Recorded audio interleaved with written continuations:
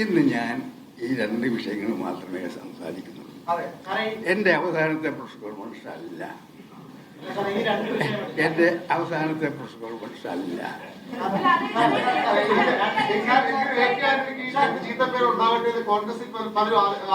ഇല്ല, അങ്ങനെ കോൺഗ്രസിലാകുന്ന ആഗ്രഹിക്കുന്ന ആരുമില്ല.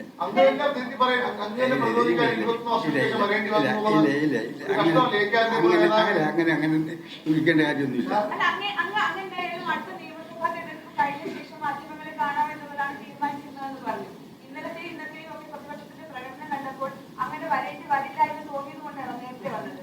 അതല്ല, ഞാൻ എന്നോട് ഒരുപാട് പേര് ആത്മഹത്യ ചെയ്തിട്ടുണ്ടല്ലോ. എന്നോടും നിങ്ങളുടെ കൊടുത്ത പല ആൾക്കാരും ഒരുപാട് നിരന്തരമായി ഇവിടെയും ഡൽഹിയിലും എന്നോട് ആത്മഹത്യ പറയും. ഞാൻ പ്രതിരോധ മന്ത്രിയായിരുന്നു ഇന്ത്യയിൽ തീർച്ചയായിട്ടും. ഞാൻ അവരോടല്ല ആലോചിച്ചപ്പോൾ ആത്മഹത്യ പറയുമ്പോൾ തുറന്നു പറയണമല്ലോ. അപ്പോൾ ചില അപ്രിയ പ്രശ്നങ്ങളും ഉണ്ടാകും. അപ്പോൾ അടുത്ത അസംബ്ലി ഇലക്ഷൻ കഴിഞ്ഞ് ഞാൻ ജീവിച്ചിരുന്നാൽ, എനിക്ക് പറയാൻ പറ്റില്ലല്ലോ, എനിക്ക് 85 വയസ്സായി, അതുകൊണ്ട് ജീവിച്ചിരുന്നാൽ അടുത്ത അസംബ്ലി കഴിഞ്ഞ് ഞാൻ ഒരുപാട് കാര്യങ്ങൾ എന്റെ ജീവിതത്തെ കുറിച്ച് ഞാൻ പറയാൻ ആഗ്രഹിക്കുന്നു.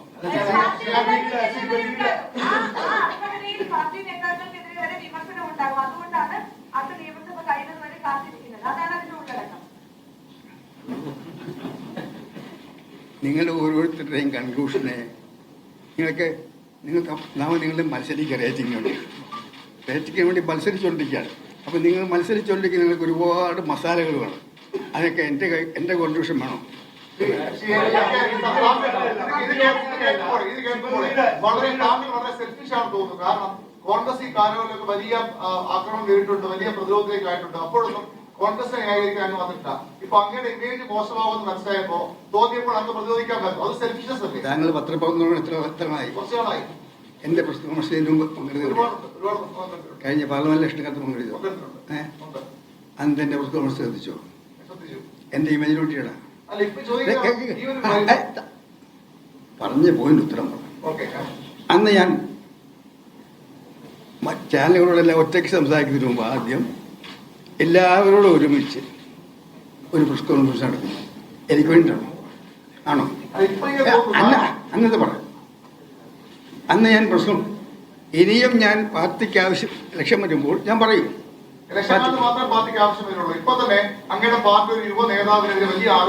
നിങ്ങൾ അങ്ങോട്ടൊന്നും എന്നെ കൊണ്ടുകൊണ്ടാണ്.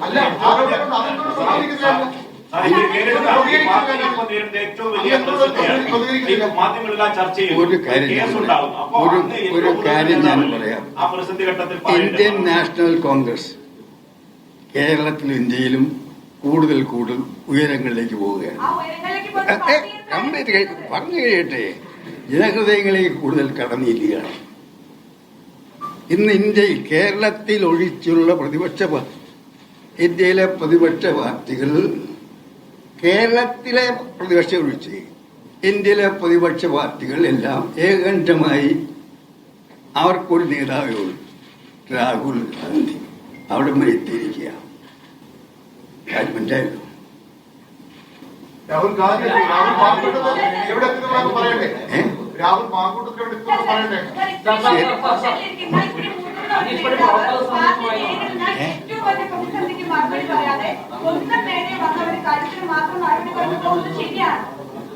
എന്റെ അഭിപ്രായം ഇതാണ്. എനിക്ക് പറയാനുള്ളൂ.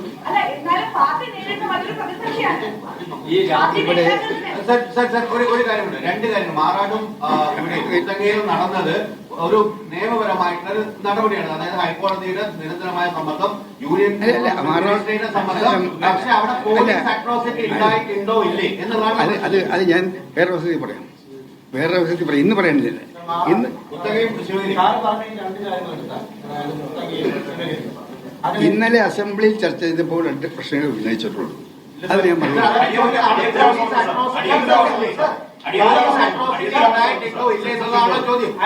നിയമസഭയിൽ നടന്ന ചർച്ച പോലീസിന്റെ ഭീകരവാദത്തെ കുറിച്ചുള്ള ചർച്ചയാണ്. അപ്പൊ സാറ് പറയുന്നത് എന്ന് പറയുന്നു പുത്തൻകയിലും ശിവഗിരിയിലും നടന്നത് തീർത്തും നിയമപരമായിട്ടുള്ള കമ്പൽഷന്റെ പുറത്താണ് ഗവൺമെന്റ് അങ്ങനെ സ്റ്റാൻഡ് എടുക്കേണ്ടി വന്നത്.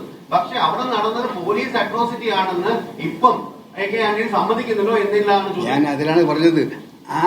അവിടെ നടന്ന പോലീസ് ആക്ഷനെ കുറിച്ച് ഒന്ന്, നയനാർ ഗവൺമെന്റ് കാലത്ത് അതിനെക്കുറിച്ച് അന്വേഷിക്കാൻ ജസ്റ്റിസ് ബാലകൃഷ്ണൻ നമ്പ്യാർ അധ്യക്ഷനായ ഒരു കമ്മീഷനെ വെച്ചിട്ടുണ്ട്. ആ കമ്മീഷൻ റിപ്പോർട്ട് കൊടുക്കൂ. ഇപ്പൊ തിരിഞ്ഞു നോക്കുമ്പോൾ അത് പോലീസ് അട്രോസിറ്റി ആണെന്ന് അന്നത്തെ മുഖ്യമന്ത്രി സമ്മതിക്കുന്നുണ്ടോ ഇല്ലേ എന്നതാണ്. ഇപ്പോൾ തിരിഞ്ഞു നോക്കുമ്പോൾ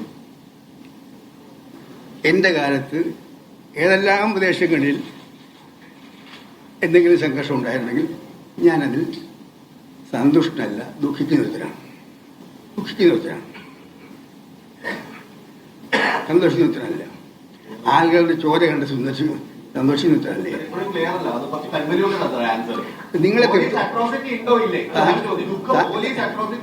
താങ്കൾ ഇങ്ങനെ കോടതിയിൽ ക്രിമിനൽ കേസിൽ ആൾക്കാരെ ക്രോസിസ്ഥാൻ ചെയ്യുന്ന പോലെ ചെയ്യണം. അത് വേണ്ട. മതി.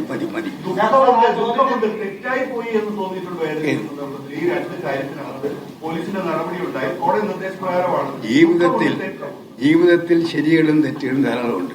അതിനെല്ലാം ആകത്ത് കിടക്കുന്ന ഇപ്പോഴല്ല. ശിവഗിരിയിലും മുത്തങ്ങയിലും രണ്ട് കാര്യങ്ങളാണ്. ശിവഗിരി ഒരു ആത്മീയ കേന്ദ്രത്തിലെ അക്രമം സംഭവിച്ചു, പോലീസിന്റെ ഭാഗത്ത് സംഘർഷമുണ്ടായി. അതുപോലെ തന്നെ മുത്തങ്ങയിൽ ജീവൻ നഷ്ടപ്പെട്ടു. അതുകൊണ്ട് കേവലം പോലീസ് ആക്ഷൻ മാത്രം പറഞ്ഞ് സാറിന് ദുഃഖം പങ്കുവയ്ക്കാൻ കഴിയുമോ? നിങ്ങളെ തൃപ്തിപ്പെടുത്താൻ സഹായിക്കത്തില്ലല്ലോ. എനിക്ക് പറയാനല്ലേ പറയാൻ പറ്റുള്ളൂ. അതിക്രമം സംഭവിച്ചിട്ടില്ലേ? ശിവഗിരിയിൽ നടന്നതിന് ഒരു പോലീസ് അധികൃതമായി അങ്ങ് കാണുന്നുണ്ടോ ഇല്ലെന്നുണ്ട്. ശിവഗിരിയിൽ നടന്ന കാര്യങ്ങളെ കുറിച്ചെല്ലാം ഞാനല്ല, ഈ കെ നായനാർ ജുഡീഷ്യൽ കമ്മീഷനെ വെച്ചു. അതിന്റെ റിപ്പോർട്ടുണ്ട്. ആ റിപ്പോർട്ട് പ്രസിദ്ധീകരിക്കട്ടെ. ഞാൻ പറയാം. ഒഴിവാക്കാൻ ശ്രമിച്ചതാണ്. 7 പ്രാവശ്യം അമീനെ പറഞ്ഞയച്ചു. 7 പ്രാവശ്യം. അമീനെ പറഞ്ഞിരിക്കുന്നതല്ലേ അവിടെ പോലീസ് ഇതുപോലത്തെ ഒരു ആത്മീയമായ ഒരു കേന്ദ്രത്തിൽ പോലീസ് ഇങ്ങനെയാണോ കൈകാര്യം ചെയ്യണം എന്നുള്ളതാണ് ഇഷ്യൂ. അതാണ് അങ്ങ് ഉയർന്നത്. അങ്ങയുടെ പേരിൽ ഇപ്പോഴും നിൽക്കുന്ന ആരോപണം അതാണ്. അപ്പൊ അതിനാണ് ഇതുവരെ കൃത്യമായി മറുപടി പറയാം. അവിടെ നടന്ന ഒരുപാട് കാര്യങ്ങൾ നടന്നിട്ടുണ്ട്. അതിനെക്കുറിച്ച് എൻ്റെ സ്റ്റാൻഡല്ല. ജസ്റ്റിസ് ബാലകൃഷ്ണൻ നമ്പ്യാരെ വെച്ചത് നയനാരാണ്. ആ റിപ്പോർട്ടുണ്ട്. ആ റിപ്പോർട്ട് നിങ്ങൾ ആദ്യം വായിക്കും.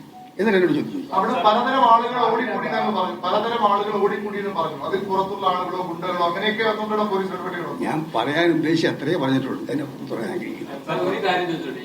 നേരത്തെ പറഞ്ഞു രാഹുൽ മാങ്കൂട്ടത്തിലുമായി ബന്ധപ്പെട്ടൊരു കാര്യത്തിലുണ്ട്. അദ്ദേഹത്തെ രക്ഷപ്പെടുത്താൻ ശ്രമിക്കുന്ന താങ്കളുടെ പേരിലെ ഗ്രൂപ്പാണ് എ ഗ്രൂപ്പ് എന്നാണ് അറിയപ്പെടുന്നത്. താങ്കൾക്ക് ആ എ ഗ്രൂപ്പ് താങ്കൾ പത്രപ്രവർത്തനം എത്ര കൊല്ലായി? ഞാൻ 25 വർഷമായി. ഞാൻ ഗ്രൂപ്പ് രാഷ്ട്രീയത്തിൽ എത്തിയിട്ടാണ് 20 വർഷം കഴിച്ചു.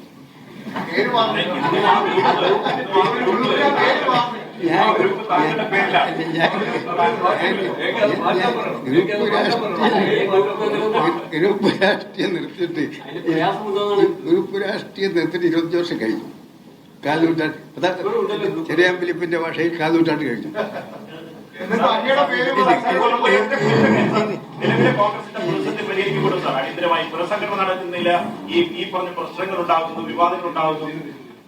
കോൺഗ്രസിനൊരു പ്രതിസന്ധിയില്ല.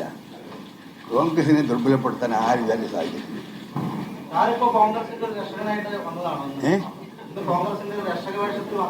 സാധാരണ പ്രവർത്തകരാണ്.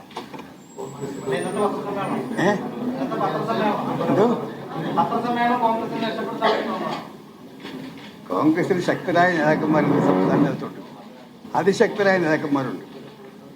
ഇന്നലത്തെ പ്രതിപക്ഷ നേതാവിന്റെ ഇന്നത്തെയും പ്രസംഗം എത്ര ശക്തമായ പ്രസംഗമാണ്. ഓരോ പ്രസംഗം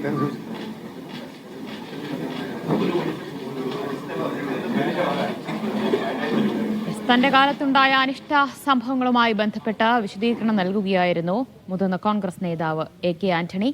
തിരിഞ്ഞു നോക്കുമ്പോൾ തന്റെ കാലത്തുണ്ടായ ഈ അനിഷ്ട സംഭവങ്ങളിലൊക്കെ അതിയായ ദുഃഖമുണ്ട്. മുഖ്യമന്ത്രിയോട് ഒരു അഭ്യർത്ഥനയുണ്ട്. ഈ രണ്ടിടത്ത് നടന്ന സംഭവങ്ങളിലൊക്കെ അന്വേഷണം നടത്തിയിരുന്നപ്പോൾ ആ അന്വേഷണ റിപ്പോർട്ട് സർക്കാർ തന്നെ പുറത്തുവിടണം. ജനങ്ങൾ സത്യം അറിയട്ടെ എന്നാണ് മുൻ മുഖ്യമന്ത്രിയും മുതിർന്ന കോൺഗ്രസ് നേതാവുമായ AK ആന്റണിക്ക് പറയാനുള്ളത്. ശിവഗിരിയിലായാലും മുത്തങ്ങയിലായാലും അവിടെയൊക്കെ സംഭവിച്ചതിൽ അതിയായ ദുഃഖമുണ്ട്. ഖേദം ശിവഗിരിയിൽ തന്നെ പോയി താൻ രേഖപ്പെടുത്തിയിരുന്നു. മുത്തങ്ങയിലാണെങ്കിലും ആദിവാസികൾക്ക് ഏറ്റവും കൂടുതൽ ഭൂമി കൊടുത്തത് തന്റെ കാലത്താണ് എന്നാണ് AK ആന്റണി വിശദീകരിച്ചത്.